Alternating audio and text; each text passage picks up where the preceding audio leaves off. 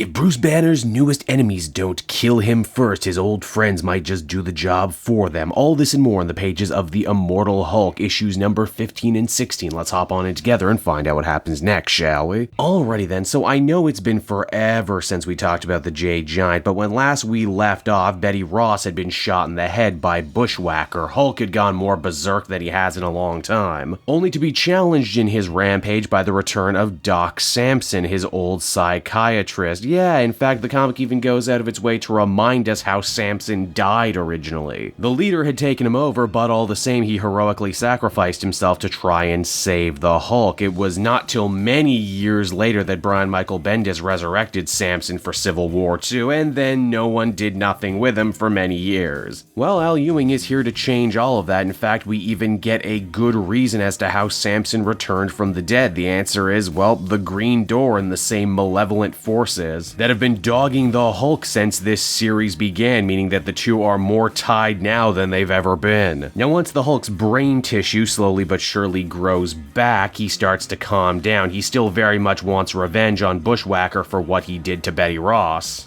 But it's also not like the Hulk is rushing to cure her wounds or anything right now. In fact, her body is missing, and the Hulk is pretty sure if she could shrug off a headshot, she's fine wherever she is. It's right around here too, Doc Samson realizes that this darker, more mean-spirited Hulk that he's dealing with isn't like any of the other personalities that he's known, and he knows a lot of the Hulk's personalities. Eventually, through the process of elimination, he hits upon the idea that this must be the Devil Hulk, the Hulk persona that's so terrifying Banner he locked it away at all costs. Why, in a nice bit of continuity, Samson even says, wait, I thought the Devil Hulk was supposed to be all gross and scaly, only for the Hulk to fire back. Banner, he's such a drama queen, so overdramatic. Now, one of the reasons Banner so feared his Devil Hulk persona is that he worried that it would be this Hulk that would bring about the actual end of the world, and considering everything we've been seeing with hell and demons, he might be more right than he knew. But when Samson questions Hulk about this, he has a rather interesting bit of insight into all of that. He says, oh yeah, I most definitely want to end the world, but not because I'm evil or even the most evil Hulk. The Devil Hulk says he wants to end all life on Earth if only so life itself can get a chance, and right now it's not getting it. Mankind is choking on its own pollution, drowning in its own greed and vice, and that perhaps the only way to save the world is to smash it into a bunch of little pieces and repair it.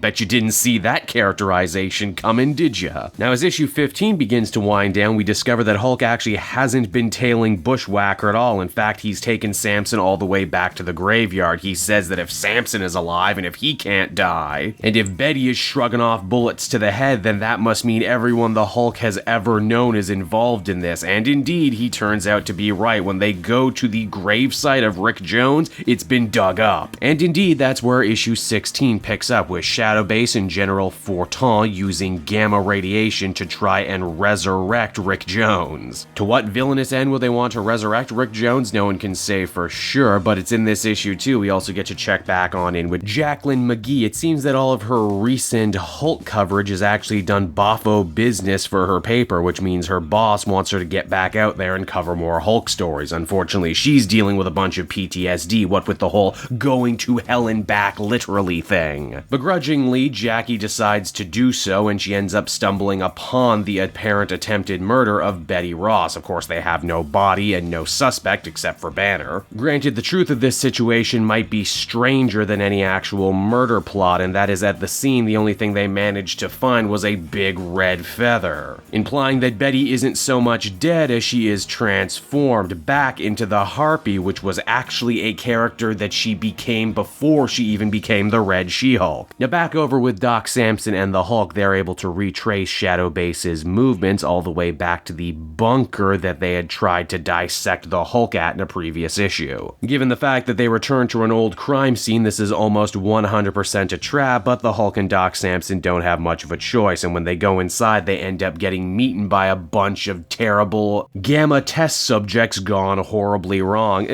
Gamma animals, that's pretty horrifying, but as long as we don't have to fight the two Hulk dogs from that Ang Lee movie, I think we're gonna be just okay. way. The animals, though, were never meant to kill the Hulk, only slow him down so that the shadow-based scientists can finish what they set out to do with Rick Jones. And if none of that works, they still have Bushwhacker with one terrifying ace up his sleeve. We know that this new Devil Hulk only comes out at night, so what if we had a bunch of UV lights that could recreate sunlight? Well, then it looks like you just managed to find the Jade Giant's Achilles heel, yes, and indeed, while this Hulk is absolutely useless in the light, it's not like Banner has any shortage of Hulk personas. And indeed, when you got a problem this bad and no one else to call, it seems that the only proper thing to do here is find someone who can fix it. Joe Fix-It, that is, the Grey Hulk. And so that was the Immortal Hulk issue number 15 and 16, everybody, and I gotta say, L. Ewing just keeps going from strength to strength on this book. It really is one of the best things on the shelf right now. There are so many continuity deep cuts here that are going to absolutely please longtime Hulk fans, and even if you don't know what the book is referencing, it's still super interesting on its own. I'm also digging this idea, too, of Banner's Hulk personas not just being one thing, but being a big Rolodex that he can call upon in times of need. Also, while Duggan managed to wring great material out of Shrinking Hulk's world in his Dot Green run, here Ewing is going out of his way to bring back all the great old Hulk stuff we remember. All in all, really compelling stuff, lots of fun. I would give it an 8.5 out of 10, and I cannot wait to see where they go from here.